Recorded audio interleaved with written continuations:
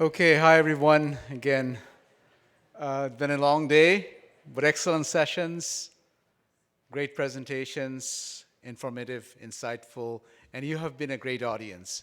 So let's thank collectively to all the great speakers and to ourselves.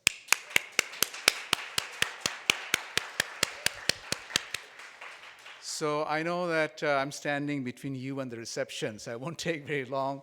We have the food, drinks, and all the evening to enjoy to ourselves. But before we do that, we'd like to take care of two things. Um, we're thinking about taking quickly three things, but we're going to skip the first one. We thought that we would be remiss if we pass up the opportunity of asking Gloria to talk a little bit about the origins of what she was thinking, her vision, going back to the early 80s. So we're going to skip that for now officially, but she's here. She'll be happy to speak to that as she moves around. So that's something we're going to wait for that. So going back to the second item, which is recognition of the Gerontology Awards and scholarships that we have had over the decades, going back to Gloria's time. Many have been added, Andrew Wister's efforts, many other people's efforts, and so on. I mean, this is an important element of our gerontological education at SFU. I mean, as they say, it takes a village, and we would like to say it takes a community to support a student in gerontology for proper education. And we have to do this together. So what we're going to do now, I'm going to just mention or read out um, the benefactors of SFA gerontology over the years, and also especially for the 22-23 academic year. So the first slide is basically pointing out some of the people who are here. We're very fortunate to some of the benefactors, donors present with us. I think Louise is not here. She will be joining us, as far as I know. She's coming with Rory, our SFU advancement colleague. So here we go. Louise Berth Sampson Award in Gerontology. I'm not going to, in interest of time, read the student's name, but you see the student name who was the awardee for this particular year. And Louise Sampson will be joining us for the reception. Royal Canadian Legion Gerontology Bursary. Do we have Amber here? Yeah, there you are. All right, so Amber Stewart and a guest? Yes. Okay, and Gloria Gutman Conference Travel Award. Gloria is, of course, here. Wister Mitchell Graduate Scholarship in Gerontology. Andrew Wister and Barbara Mitchell are here. And also Jesse and Elise Child. Jesse Child is one of our first diploma students going back in the early 80s. She was here with us. She has left at this point, and her sister, Elise Child. And Lorna Court is here. Lorna, please raise your hand. Lorna is there. So thank you so much for the benefactors who are here. Let's give them a round of applause. And then there is a little bit of a longer list. I'm going through that fairly quickly. David and Rachel Chertko, Elder Abuse, Family Violence Prevention Essay Prize.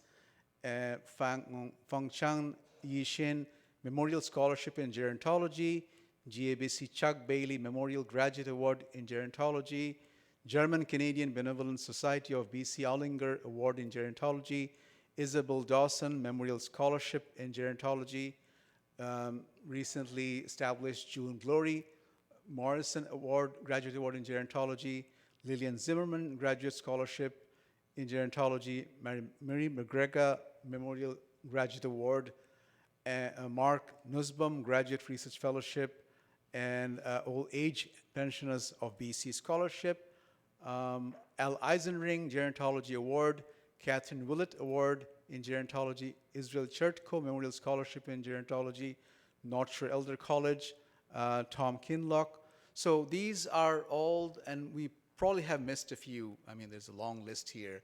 But we have been very fortunate by the pivotal support that we have gotten from these benefactors. So thank you so much.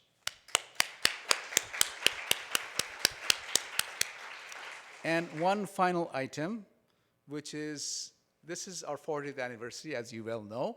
And we have produced a short video that showcases what we do here, what we do best here. So at this point, it's a 6-minute video that features our faculty and students. And after that, reception.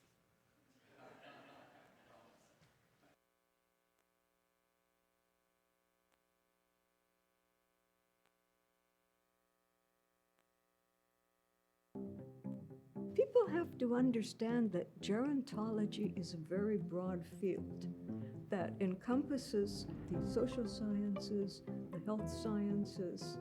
There's a number of different occupations where people are working with older people directly, or where they're setting policy, or where they're making new discoveries. It's going to make life better for people.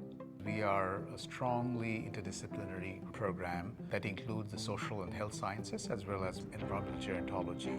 We offer a diverse range of courses for both the graduate program and at the undergraduate level.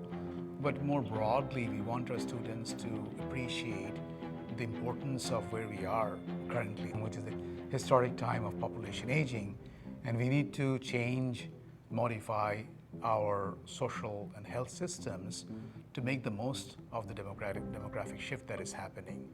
I'm working on Mobility Access and Participation MAP project, which is looking at mobility, access, and participation of persons with different kinds of disability, like assistive technology, looking at also people vision and hearing issues, as well as early cognitive decline. The Gerontology Research Centre's flagship research project is the Canadian Longitudinal Study of Aging. The CLSA is the largest research platform of its kind in Canada and one of few in the world collecting data on cell to society. Gerontology has evolved over time to address different kinds of social, behavioral, psychological, intersectionality, bringing in equity, diversity, inclusion in the mix of gerontology. So now we are seeing older adults as more dynamic people, as well as people at intersections. Now more than ever, we're very aware of the unique needs of older adults. I think COVID-19 has really brought that to the forefront. Unfortunately, I think we have left older adults out of the conversations of most table discussions, especially in terms of policy. So I think now more than ever in a post-pandemic world, we're kind of trying to fill that gap.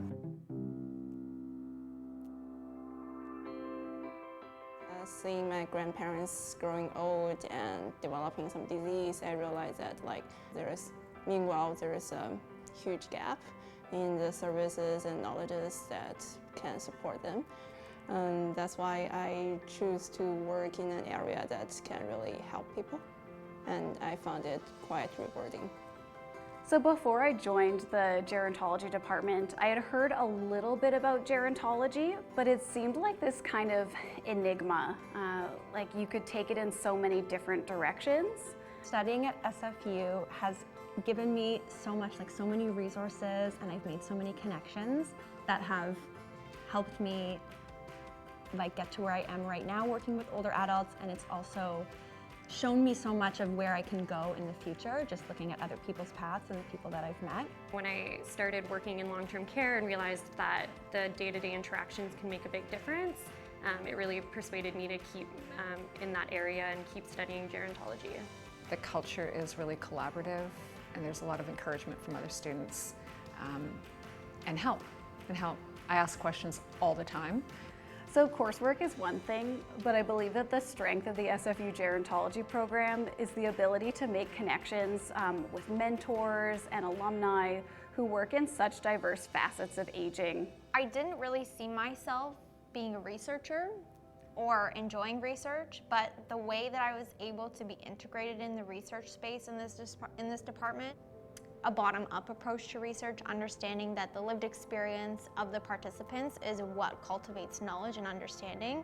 And I think that changed my entire perception on what research is. Taking both qualitative and quantitative classes really forces you to learn all aspects of research, as well as having a good theoretical basis to understand gerontology as a whole, while also learning how to communicate and doing a lot of interdisciplinary work with different professors in all different areas. So you get an overall experience of gerontology.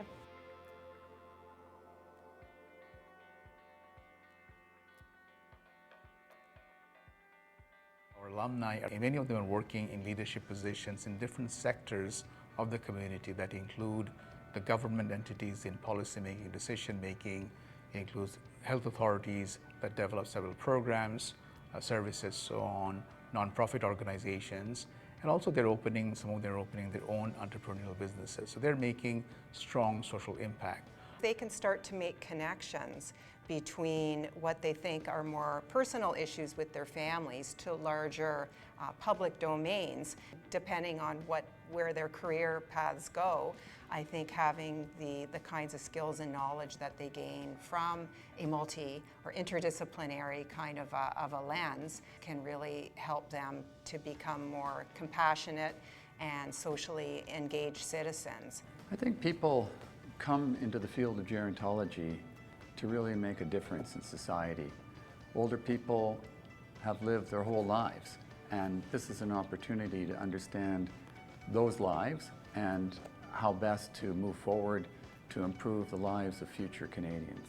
And I volunteer at Vancouver Co-op Radio, and I host a show about aging and caregiving there. So I really feel that the courses that I've taken and the conversations I've had in class have been really beneficial and helped me and prepare me for the interviews and the conversations I've had there as well.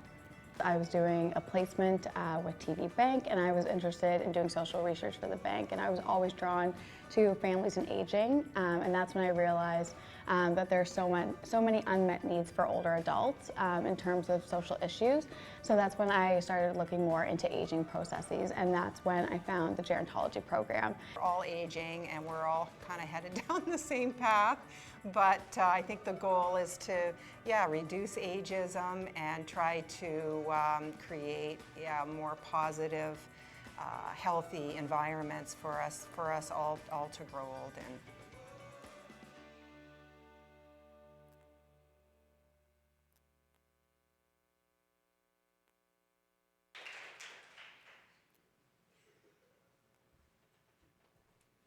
Okay, thank you everyone.